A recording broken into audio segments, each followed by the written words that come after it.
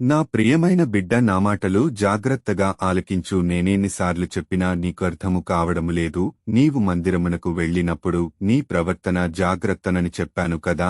నీవు మందిరమునకు వెళ్ళినప్పుడు లోపలికి వెళ్లి కూర్చుని దైవజనులు సువార్త బోధిస్తున్నప్పుడు వాళ్లతో వీళ్లతో మాట్లాడుతూ ఉంటావు, దిక్కులు చూస్తూ ఉంటావు, సెల్ఫోను చూస్తూ ఉంటావు, WhatsApp, Instagram, share chat, Facebook open చేసి మెసేజ్లు పెడుతూ ఉంటావు, చాటింగ్ చేస్తూ ఉంటావు, చర్చిలో ఫోన్ మాట్లాడతావు. ఇలా చేస్తే నేను ఆశీర్వదిస్తానా? నేను చెప్పింది ఏమిటి?